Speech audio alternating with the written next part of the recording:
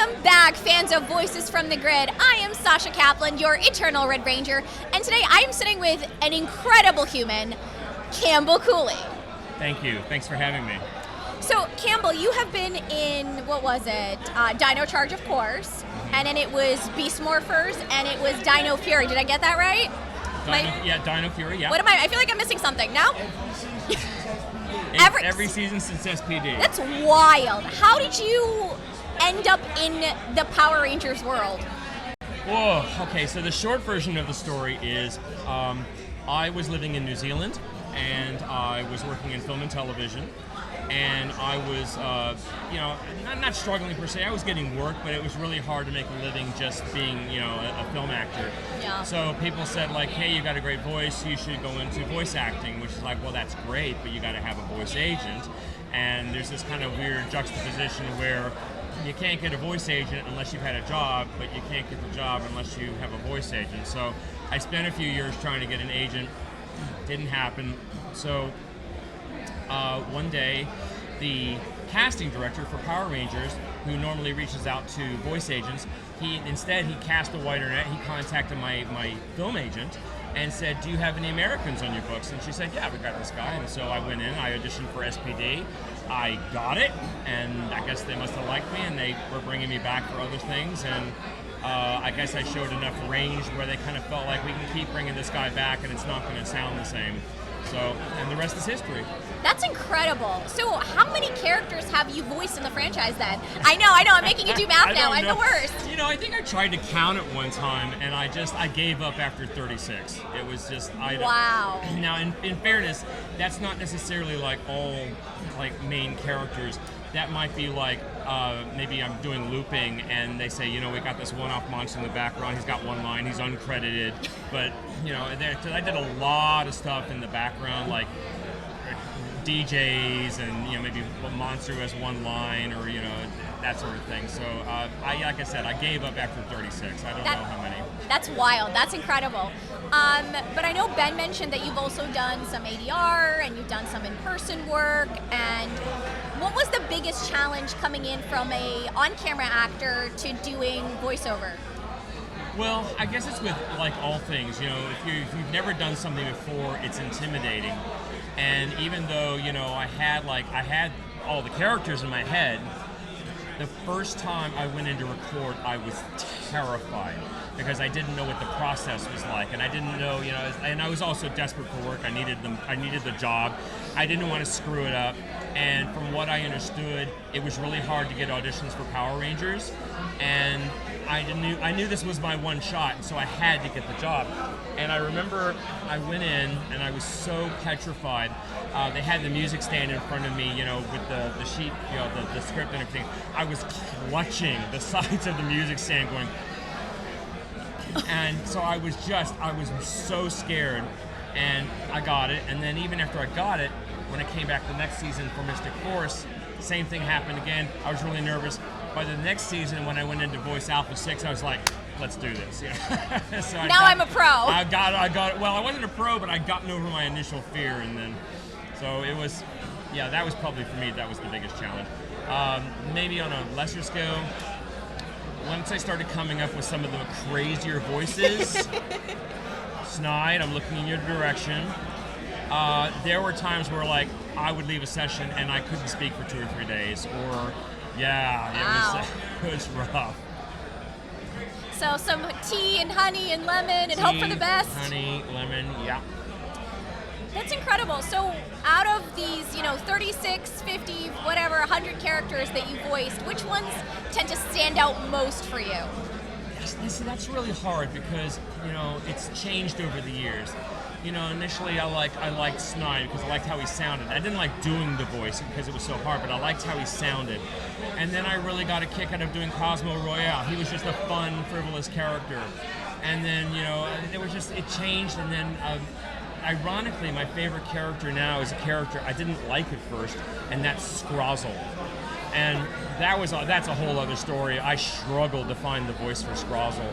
And then when I got it, I didn't really understand why have they cast me doing this. He doesn't sound like a robot. He just sounds like this petulant child. And then by the end of recording, for Beast Morphers, I'd really kind of grown to love him, and so I'm so thrilled that they brought him back for subsequent seasons, and I kind of hope they do something with him in the future in the comics or whatever.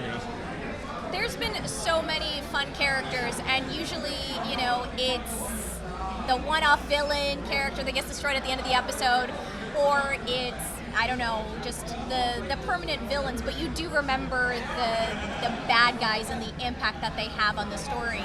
And so bringing that to life, was it difficult to transition back towards on camera after doing some of these characters?